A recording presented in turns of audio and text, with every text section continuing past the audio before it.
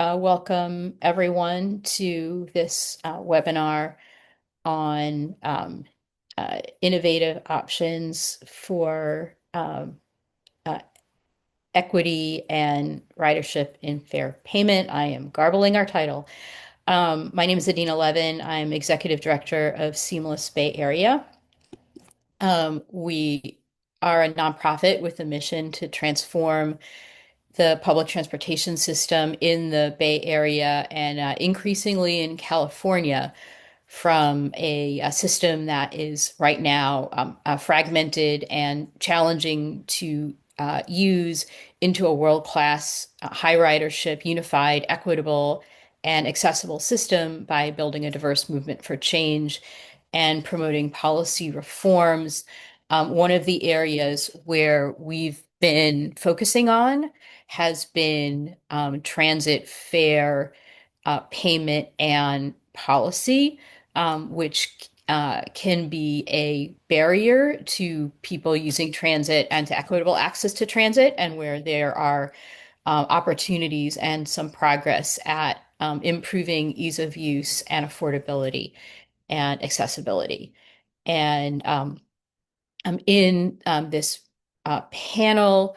So this panel is part of Transit Month, which is a month-long celebration of public transportation in the month of September, with over 80 events in the Bay Area alone. And this is the first year where there is a month-long Transit Month celebration in the Bay Area and in Southern California. And this is a topic that is relevant in the Bay Area and in Southern California. So I'm happy to have an event that crosses more of the state. And I'll do a quick introduction about the overall topic of open payment and about the opportunities for public transportation. And then we'll hear from several panelists who will be talking about some specific opportunities and issues with the use of open payment for public transportation. So the at a really high level, what is open payment? So that is the ability to pay for transit. What is open payment with respect to public transportation?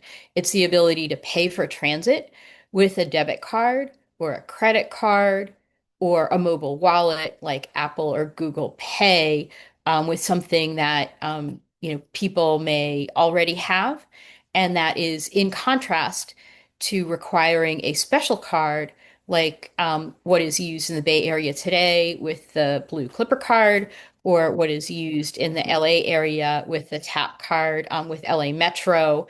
And instead, people can use the Visa and MasterCards and gift cards that they may already have. And there are multiple studies that show that this has the potential to increase transit ridership and increase convenience and accessibility for riders. So I will quote some stats from a study that was done a couple of years ago by the Visa Economic Empowerment Institute, along with Thought Lab, which is a global research firm. This study did a survey of 75 transit agencies and 3,000 transit riders in cities around the globe.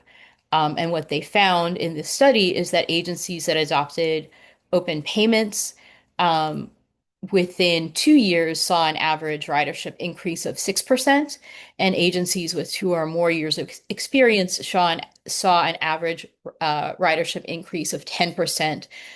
So this is something that has the potential to increase ridership.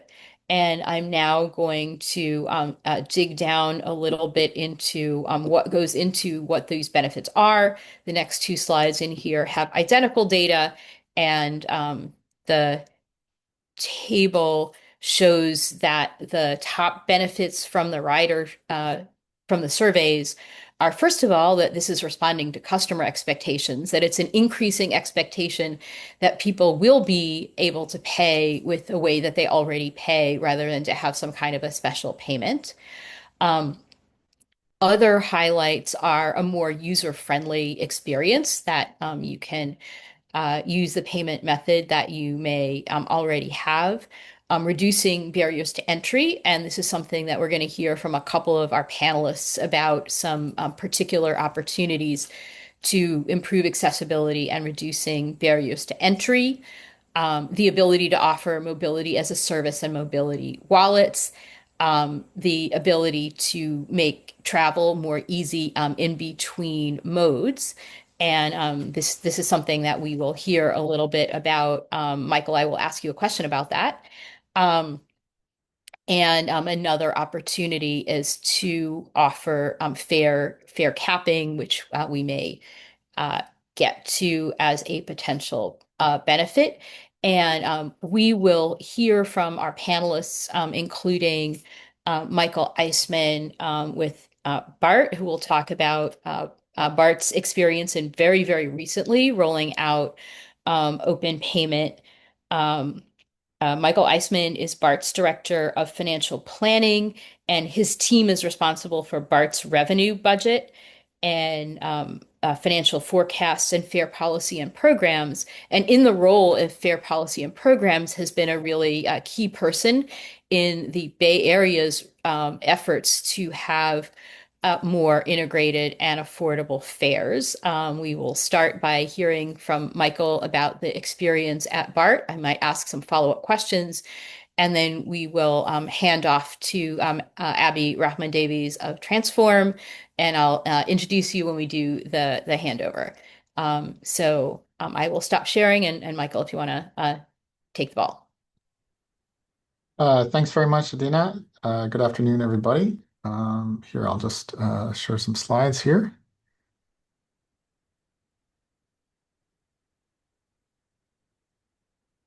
All right. So everybody's seeing that, hopefully. Uh, as Adina said, I'm Mike Eisman from BART, and I'll just give a brief report out today on BART's experience launching what we've been calling Tap and Ride or open payment just 5 weeks ago now.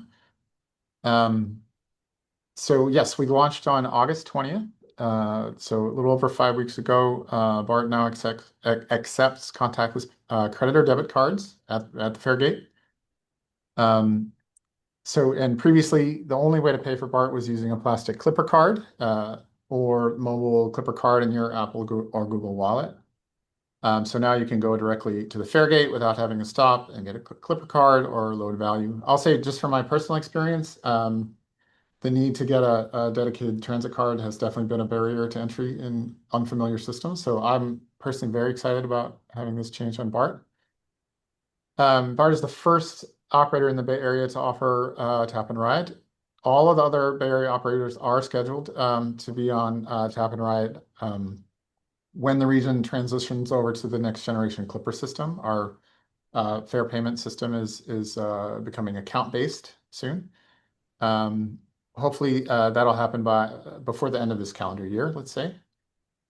I'll say the feedback from riders so far on BART for open payments has been extremely positive. I've heard a lot of folks really excited about this new option. I'll say one challenge we didn't fully anticipate is that we still have a handful of folks who are putting their whole wallet on a fare gate. And sometimes the readers do get confused about which card they should be picking up, and that can result in an incorrect charge. You can see a little sign about that, get charged correctly there in the bottom right of the slide. So if you are using Tap and Ride on BART, I encourage you to take your card out of your wallet and put it on the fare gate rather than your whole wallet. So another maybe limitation to note is that Tap and Ride is only available so far for full fare trips.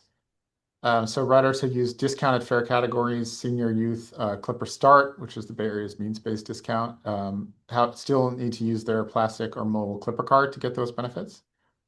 BART is certainly looking forward to building in the capability to accept discount fare products on Tap and Ride in the future. All right, going to the next slide. Let's see. We've seen a growth in Tap and Ride trips as a percentage of all trips over the last 5 weeks. In the last week or so, it's been sitting at about 10% of all trips, a little higher on weekends, a little lower on weekdays. And large events seem to drive higher tap and ride ridership.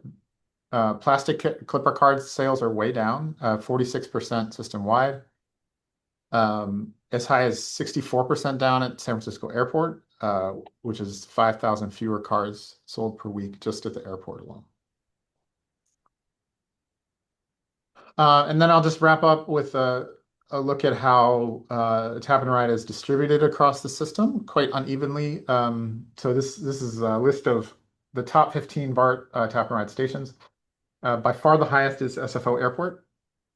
And then you can see Oakland Airport, Millbrae Station, where BART connects with Caltrain, Powell Station, where a lot of our out-of-town folks end up when they come to visit San Francisco. And then the two stations in Santa Clara County, Milpitas and Berryessa. But just looking at sort of the top ones, you can see that it's the sort of occasional riders would be the unifying factor there between the top tap and ride stations. Interested to see how widespread it becomes among frequent commuters and other frequent riders in the future, but this is what it looks like so far. Okay. So that's the update. Adina, back to you. All right. So the amount of change that you described from something that was really rolled out only what 5, 6 weeks ago is really pretty striking. And also seeing the data that you reported about how the uptake initially is seems significantly in the brand new rider in the Bay Area, somebody getting off an airplane and people taking occasional transit trips. Um, do you is there are there plans to evaluate the use of tap and ride in terms of who's using it and why? Is that something that you have a plan for now or might in the future? We don't have a formal evaluation planned. It is, I think we've thought of it as just another option available to riders, and hopefully just adding more convenience to everybody's trip. We're keeping an eye on this data, and we'll certainly track it over time.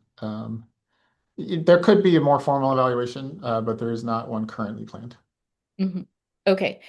And one of the overall benefits from that, very broad visa study talked about people using one of the things that it is helpful in is being able to use open payment with multiple modes. And do you want to share, like one of the things that the Bay Area is about to come out with is free and reduced price transfers. Will this work, including if you're paying with your credit and debit card? Yes, happy to say yes. There's policy that's been put in place across all the Bay Area operators on Clipper that once the next generation system is out, when you transfer between operators, you'll get a discount equivalent to the price of a full local bus fare. So hopefully for most people, that means free transfers, or if you're connecting between the long haul systems, at least a significant discount between when you transfer. So it's not adding cost to your trips to switch operators. And that will be available whether you use a plastic or mobile clipper card or whether you use tap and ride. Hmm. Okay. And if people in the Bay Area are interested in what's coming next with this rollout, do you have any tips about when there might be some additional information, at least where to watch for where there might possibly be additional information? Yes, so some important decisions about the transition to the next generation system are being announced at the next Clipper Executive Board meeting in October, which actually, Adina, you might know the date better than I of that. I don't have it top of mind at the moment. Okay, I believe that is October 20th. And these meetings are open to the public, including by Zoom to watch and make public comments for people who might be interested. I do see that there are questions in the Q&A, and as you have questions, please do put them in the Q&A, and we will take them mostly at the end. We'll One of the things that Mike Eisman has just said is that the the open payment is currently available only for a full adult fare, and so that is not yet including discounts. And we'll turn this over to Abi Rahman-Davies, who is Transportation Policy Manager at Transform. She has a um, master's in global studies from UC Berkeley and is leading in writing a paper on equity issues and opportunities with regard to open payment. And we'll turn it over to Abby to talk about what the issues are that you are identifying and opportunities that you are identifying as part of the research and the report that you're working on. Abby. Hi, everyone. Great to be here. My name's Abby. I'm the Transportation Policy Manager for Transform. Transform's mission is to ensure that people of all incomes thrive in a world safe from climate chaos. We empower communities of color to innovate solutions and advocate for policies around funding for affordable housing and sustainable transportation. So at Transform, I'm on the policy team, and one of the policies we're pushing right now is economic justice and equity around transit fares. So we're excited that transit agencies are instituting open payments, and we see this as an opportunity to not only get more people riding transit, but also as an opportunity to, if done how we think it should be done, reduce the barriers that people face when trying to use transit, especially people of low income. So Transform is writing a report around economic justice in transit fares, and one of the reasons why we decided to write this report is because we saw a problem of there being these people who have transit benefits like Clipper Start, for example, trying to get access to transit, but then the intake of these transit benefits were low. So like basically people signing up for Clipper Start is, not the numbers that we think it should be. And so, at Transform, we really pride ourselves on thought leadership, and we want to think outside the box of how can we increase people's access to transit and make sure that people can use their transit benefits easily while using transit.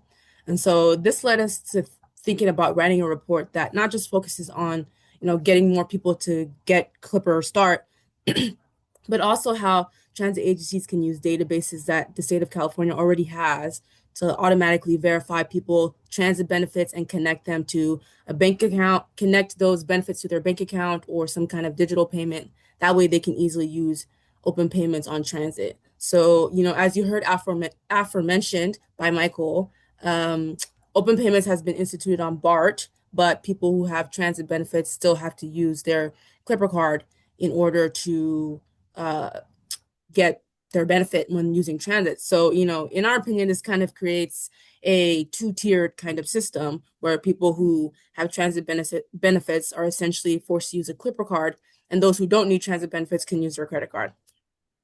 And so while, there's plans to institute this eventually, we think not having it at the start just creates more and more barriers for low-income people to be able to use transit. And then I would say our report, goes even bigger. And, we think that, even if you get to the point where benefits are tied to people's accounts, there are many people who don't even have an bank account, or a form of digital payment in our system. And so, we think that because they have to interface with transit and they use transit agencies are a perfect conduit to help get these people some sort of digital payment bank account. And I'm sure, if you're a participant, you're probably thinking, well, they're a transit agency, not a bank. Why would they do this? But this is not actually that out of the box. Not too far away from the Bay Area, Monterey Salinas Transit has done this exact thing, where they have a web page connecting people to banking products that have been, certified to be safe, that are not predatory. And, people have taken advantage. and being able to get some form of digital payments so that they could, not only be connected to the transit system, but actually just to be connected to by online banking and the financial system in general. And so, we know that this is, very future and forward thinking. And, some of the things we're suggesting probably can't happen like right away tomorrow, but, we think there should be an overall shift towards a system that's not as proprietary and making sure that everyone can use transit, including people who are unbanked. And so there are some things that we think that, of course, can be done in the short term, like increasing awareness of Clipper Start benefits. A lot of people still don't actually know about Clipper Start and that it exists. And then also making it easier to sign up. And then, even when people go to add money on their card, you know, a lot of people are still going down to headquarters to refill their card. It's like they don't even know that they have a retail location where they can top off their card, or there's big gaps in where these retail locations are, for example, right? They're like I believe there's not as many in East Oakland for people to tap on their card. So, these are kind of like the short and long-term things that we see when it comes to transit fares, and where, while we're happy that we're going to open payments, where there's a little bit of a gap that, needs to be covered when we're talking about transit benefits, and especially people who are unbanked. So the report's not out yet. It'll be out very, very soon, but please look out for our publication on the report towards the mid-October, and we will be having our own webinar to discuss the report in more detail than what I explained it here. So I think I have access to the chat, but I'm just going to put Transform's website here where you can sign up to our email list.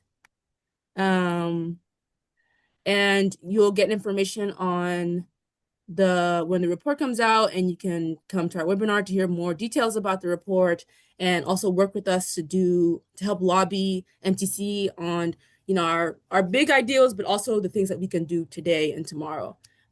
Transform, we have our policy people, but we also have our programs people who work every day in these communities trying to get people signed up for transit benefits. And they see every day some of the things that we're talking about, people who are unbanked who can't get access to transit benefits. And so we do our policy, but we're also really on the ground. And so yeah, I'll end it there. And I think we're holding questions to the end. So Okay, well, let me ask you a couple questions first before I turn it over to Sang-Oh Kim for some additional uh, information about some programs in the LA area with the goal of providing more equitable access to transportation. Um, the fact that, at the first release of the open payment, it would not support the discounts. This is something that, for disclosure, I also serve on MTC's Policy Advisory Council and a related advisory body that's working on the region's coordination initiatives. And that seemed like a problem in waiting the first time that information was shared, that the discounts would be available later than the full adult fares. And so, with the advisory bodies, as well as with advocacy hats, we've been asking for a year or two about, to make sure that the discounts would be supported with open payment. And as of some time in the last 6 to 9 months or so, MTC started to say, yes, we are going to do it, which is good. But at least as of I heard last, they did not share anything about when that might happen. And I know that, Abby, you have had a recent conversation, even more recent than me. So I'm wondering if you have any insight whatsoever. The answer might be no, about what the timeline might be. And uh, uh, Mike, if you have any ideas, that would be welcome. No is also a understandable answer if you do not. So, do we have any idea about, a timeline for this necessary change? yeah, I mean, last time I talked to MTC, which was last week, um, the answer was that we're gonna institute it. But there's been no. I don't want to like pile on to Cubic here, but there's been a lot of delays just in general with the whole Clipper 2.0. And so I think this is just another, notch in the delay list of things. So they've just said that they're gonna institute it. There's no specific date. And I remember the last Clipper board, I think it was the last Clipper board meeting where they were like, we don't want to give dates for anything anymore because then if the date comes and it doesn't happen,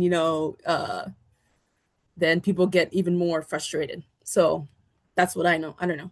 Maybe Michael knows something more. No, I'll just say as a matter of policy, we definitely want all the different fare products to be available through open payments to the extent possible. I don't have any insight on the schedule except that they are focused right now on the transition to the account-based system, and that's the sort of priority for the technical resources at the moment. Hmm. Okay.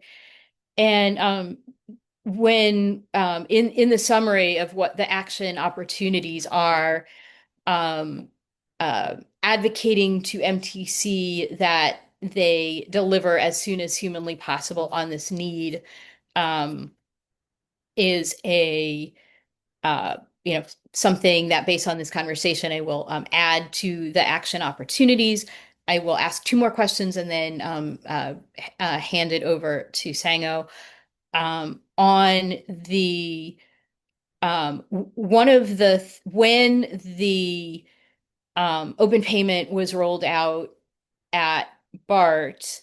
Um, I went out with Kaleo and some volunteers to interview people who were using the open payment on the very first day um, at San Francisco International Airport.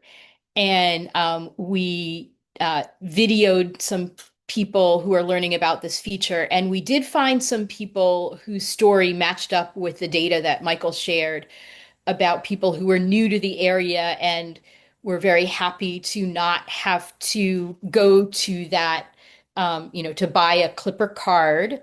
Um, they were people who were going to take BART and then Muni, of course, still needed to go and buy a Clipper because it was only available on one agency. But we also heard from people who were Bay Area residents and more frequent transit users who were eager to have this feature because they don't have to carry a balance on a special card and have money that they can't use for something else. And Abby, is this something that you have also found in your research about um, lower income people and how this has the potential to benefit by not carrying a balance of money that you can't use for other purposes? Yeah, and that's actually something we mentioned in the report, right? That's another con is that then people have their money tied up in this immovable source. And, for us, or I actually don't want to assume anybody's position on this call, but like if you are a person who's not of low income, it's a few dollars, who cares? But if you're a person of low income, right, you're counting every dollar. And so um it's really important that they don't have their money tied up in one source, especially when you're a person of low income. So yeah, that's definitely something that we've seen and definitely something that we bring up in the report. Hmm. Okay. And let's see, might have more questions later, but first wanted to hand the ball over to Sang-Oh Kim, who is an author of a study about an initiative that was done by LA Metro. And Sang-Oh Kim is a postdoc at the UCLA Lewis Center for Regional Policy Studies, researching travel behavior and, in particular, relationship to an aging society and family caregiving. And he has a PhD in planning from Cornell and a master's in urban planning from University of Southern California. And Kango, can you talk about the programs that had been implemented in LA Metro and what was found? Okay, thank you, Adina. Adina, how much time do I have? Just to make sure I don't go over time. Just Okay. Um, uh, five, uh, 5 to 6 minutes. okay, got it. So, again, thank you for the introduction. And then our center has been the main evaluation partner for the ongoing mobility wallet pilot program in Los Angeles. So I'll just briefly talk about the kind of bigger structure of the program and how it compares to the traditional transit subsidy program in LA Metro, which is called LIFE, and then I'll briefly talk about the impact. So the mobility wallet, the basic design of the program is the eligible low-income households in LA County area are receiving a $150 a month transportation stipend for a 12-month period. So the wallet can be used for a wide variety of transportation needs, from public transit to ride-hail, Metrolink, bike share scooters, and even purchases at eligible bike shops. This flexibility marks a major departure from traditional transit-based subsidies, such as, again, Elementor's Life program, which allowed users to just get free rides on train and buses. So a little bit more about the program. We've structured the funding to run the program into like 3 pilots, each of them being 1-year pilots. So the first pilot provided the wallet to about 1,000 low-income folks in South LA, one of the city's most disadvantaged neighborhoods. The phase concluded in April of last year. And this summer, we just began the phase 2 of the program, which expanded both in terms of the user numbers. Now we are giving that to 2,200 people. And also, we've expanded geography because while we are also focusing on South LA, we also gave more wallet to people across the LA County this time. A key kind of the difference, kind of unintended difference, is how we distribute the funding. So in the first phase, we gave $150 per month to we deposited that people's physical debit card. This time, we gave the entire annual sum of $1,800 straight to their either debit card or virtual card, actually last month. I'm happy to talk more about how this change in funding scheme kind of affected people's use if anyone has questions. Since today's major theme is about the payment system, I just want to talk a little bit more about how the wallet actually works and how it compares to the, again, traditional life program. You should see a table, kind of really packed table there.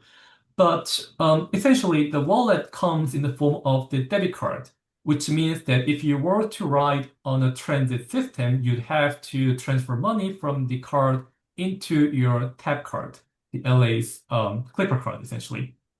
So one of the most common behaviors that we saw from the people in phase 1 was that as soon as that $150 kicks into their debit card, people would just simply transfer $50 into their tap card and leave the rest $100 in there, just leave it there until the end of the month, see how they use in the ride-hail, scooter, and what have you. And when it comes to like things like Uber and scooter, you'd use the wallet just like any other your personal debit credit card. You just register it as your payment option in Uber app or Line app, and just money goes out, right? Again, the big difference is that the existing life program. Oh, sorry, this is supposed to go other way. I just noticed. My bad. So yeah, existing life program that only gives a 20 free rides per month, which can only be used on LA Metro trains and buses. However, it is restricted to 20 rides. If someone were to use their entire wallet, $150 on transit, that would translate to some 80 plus rides. So that really illustrates the big difference in the impact potentially the wallet has on people's mobility. Now I'll just talk really briefly about the impact, as in what it meant for the low-income household and their travel behavior as they receive this form of transit subsidy, right? So firstly, we see a really clear expansion in what we academics call people's activity space, the amount of destinations they can reach in a given day. with that extra $150 of money to spend on transportation, this really boosted their opportunities in terms of accessing places that were previously inaccessible or too time consuming to reach just on transit. So it really ultimately boosted their well-being. Secondly, though, I think one of the big concerns that people have around a program like this is that, oh, people will just burn their money on ride hail, right? And that it'll kind of actually have bad impact on transit ridership. It is true that we saw quite a lot of people who just burned up money on Uber and Lyft, but that was actually quite limited to specific circumstances and people. For a significant share of the wallet users, they um, they use the wallet very strategically to combine the ride hail and transit to get most mobility value out of every dollar in the wallet. So for example, many of them would still commute to work on transit as they did before getting the wallet, and they would use the wallet on the weekends for social outings. Many of them, like for instance, took trains to most of their way. They would take the trains to closest station to their final destination and use the wallet to really make that last mile easier and faster. So in this way, I think I can describe that the wallet expanded their activity space while still reinforcing the role of transit. So, again, if your question is that is it complementary and substitution, I think the answer is more towards complementary from what we see so far. Looking ahead, we are planning for the launch of phase 3 of the wallet, which will happen sometime next year. And hopefully the results from the 3 phases will be strong enough to persuade LADOT and CARB to make this a permanent program for the Angelinos. Now, we also know that LA Metro is rolling out their Tap Plus, which is like the Omni system in New York City, allowing you to pay transit with your own debit card and credit card. Now, this is really up in the air, so don't take my word for it. But I think we discussed some time ago testing that technological interoperability between the wallet and the Tap Plus next year. We haven't had any further discussion in the past 1 year or two about this matter, so I'm not sure if this is still planned. But I think this will be a necessary step if we were to make the wallet a permanent feature, because we'd like to do some system-wide testing of how the integration would work, right? So yeah, I will leave it there, and thank you. All right. Um, so thank you very much. And let me ask you some questions for people who might be interested in following along. Can you draw the connection between the California Air Resources Board and this program? Why does CARB need to agree with the next steps? So CARB has been the biggest funding source for the mobility wallet program. And obviously, the CARB's interest is that mobility wallet will reduce people's reliance on car, right? So mobility wallet is carefully structured so that the money cannot be spent on any personal vehicle related sources, whether it's a gas station or car repairs or things like that. And yeah, ultimately, again, what we want is that we want to structure the program so that we will still reduce people's reliance on personal vehicles and increase their mobility without really increasing the Uber Lyft that much. While that safeguarding or ensuring that people will still patron their public transit as they used to, right? So that's the kind of sweet spot that we're looking for. And again, the CARB's interest is that this will create a more multimodal Los Angeles where we'll kind of put it a stop, or if not, reduce people's reliance on personal vehicles. Okay. Great. Thanks. That was very informative. And Abby and maybe Michael, I have some questions for you, which you may or may not know the answer to. There was a between 2022 and 2024, there was a mobility wallet pilot in Oakland, and there's another mobility wallet pilot being started this year in East San Jose. Um, Abby, in the research that Transform is doing, is our mobility wallets part of the strategies that you are considering, or is that out of scope of what you're looking at? Yeah, that's not really in the scope of what we're looking at right now. Mhm. Um, but based on what I've heard from saying, oh, I don't think that's something we're against. Okay. And and by the way, for folks who have questions and that have not yet been answered, please put your questions in the chat and we will be getting to them momentarily. And Michael, in your role as part of the Bay Area Fair Integration Hive Mind, there's probably a more formal title to the working group that works on these strategies and offerings. Is there is the idea of a mobility wallet yet being contemplated, or is that something where there will be looking to some of the localities that are implementing pilots before thinking about taking it regional? We have not talked about the mobility wallet concept yet.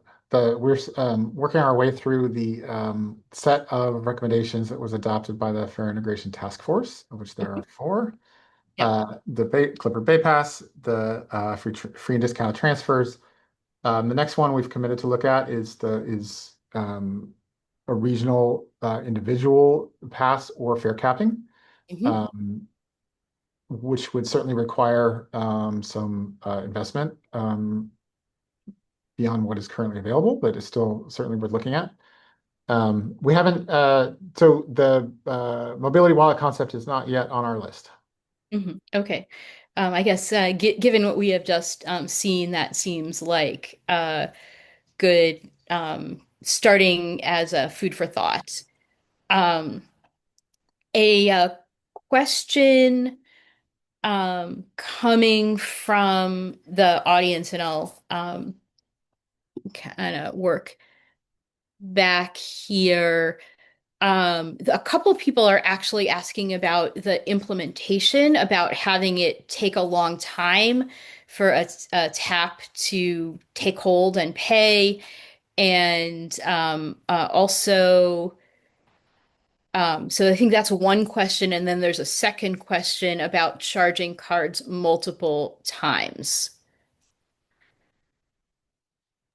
Yes. So on the first of all, I'm not the expert on the technical or network questions, but I can tell you that in terms of the speed of the gates opening and responding to the taps, we are one step as we hope when the full system transitions to account-based, that will help the gates open faster.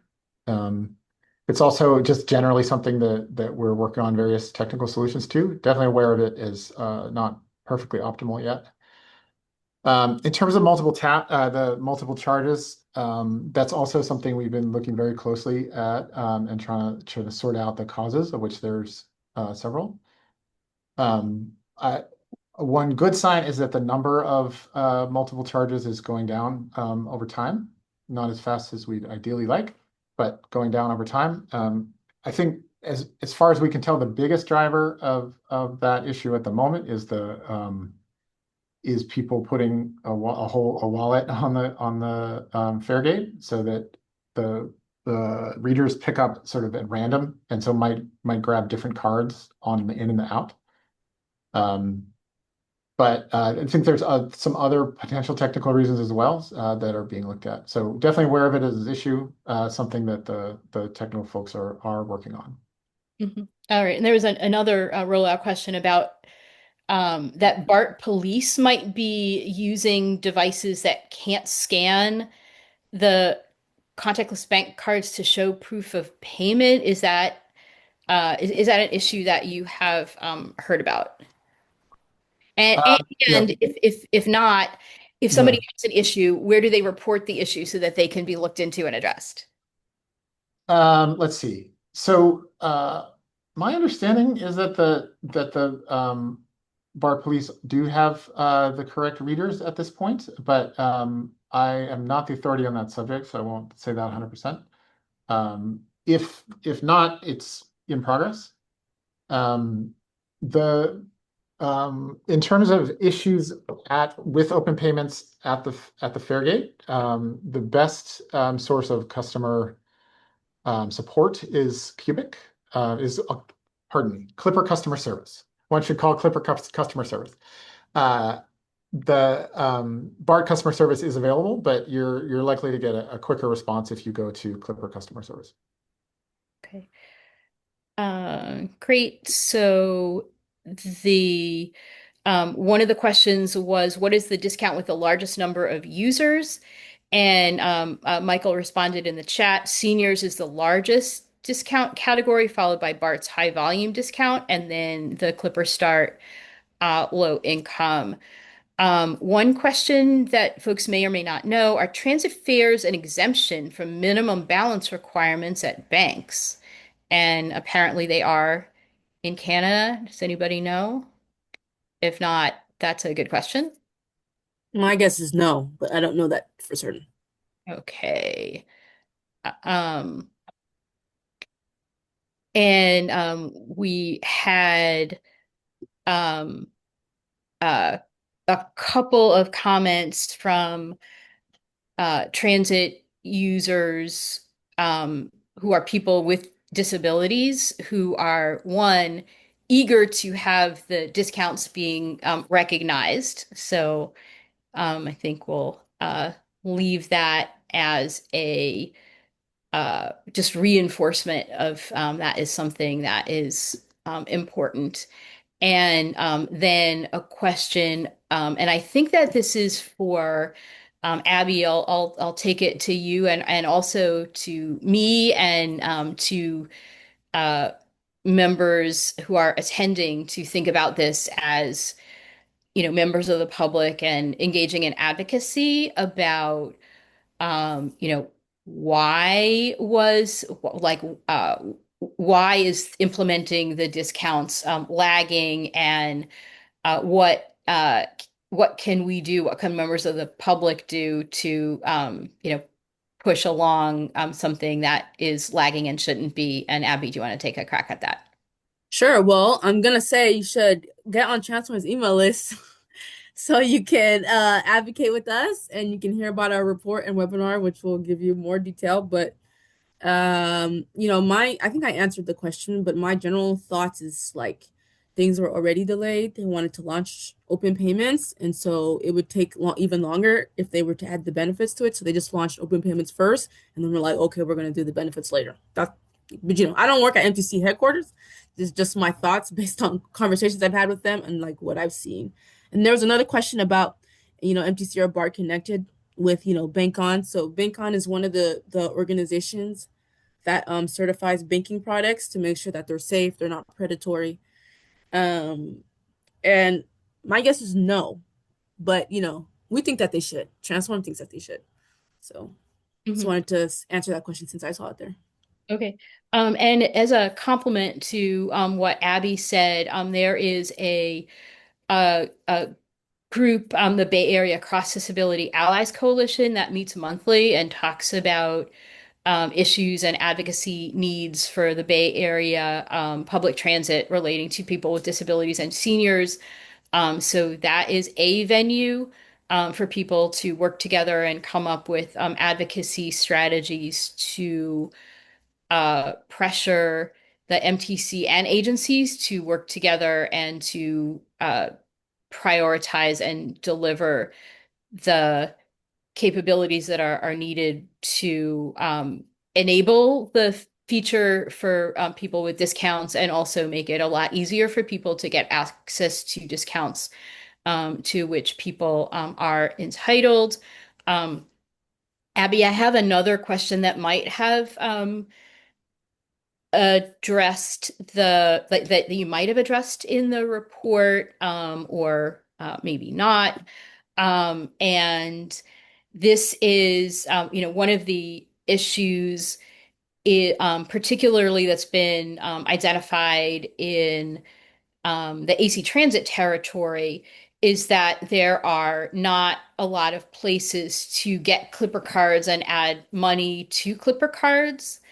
And so there are a couple of different potential solutions, and one is providing more places to get and add money to your Clipper card, and the other is to enable, especially low income people, to get access to discounts and to have the accessibility of being able to pay with a debit card or a gift card.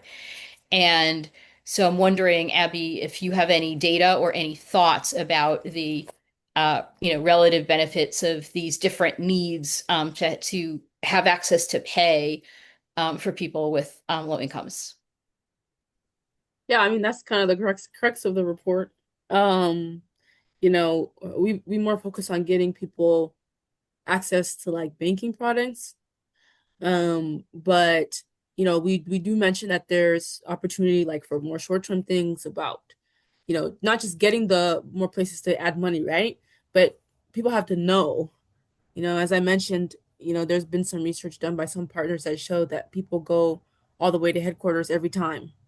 So a lot of people are doing that to reload, top off their car. Like, why are they going to headquarters if they have a place right next door? People don't know. So there's like multi steps. There's getting them, and there's awareness. Right. So yeah, all of those are going to add to people being able to use their transit systems more easily, and have less barriers on the system. Um, okay, and then one person has a comment about making the point that providing open payment to some people but not others is, um, it's not making it harder for someone that has access to a discount and can still use that discount with their Clipper card. Yeah, that is absolutely true. Someone who has a disability discount, senior discount, youth discount with a Clipper card, like that will still work. And so that has not taken away from someone.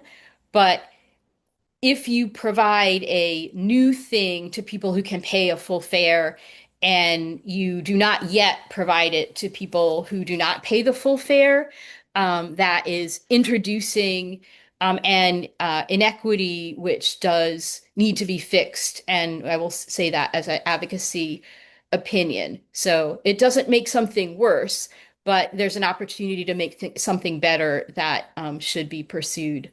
Um, in terms of, it Yeah, I is, don't know. Sorry, unannounced attendee. Not what I was trying to say. So I could okay. just write the answer All since right, we do you only want have to clarify? 2 minutes Yeah, left. go ahead. Yeah. No, go ahead. I don't. There's like more questions there, so I don't want to take up the time. We have 2 minutes left, but I can just write it in the. Okay, please do. And I think that we have addressed the questions that people have asked in some order or other. I'm pretty sure we hit uh, most, if not all of them, and we are coming on time. So I'm going to just flash up the screen with the next steps while Abby addresses that question. So some of the next steps coming out is the rollout of Clipper 2.0 in the Bay Area with open payment across multiple agencies, starting with full adult fares and coming along with free and reduced price transfers. There's the East San Jose Mobility wallet pilot coming out this year. In LA, the Metro Tap Plus is um, uh, coming out. The latest information I was able to find was sometime in 2026, and they are working on the potential interoperability between the mobility wallet and the Tap.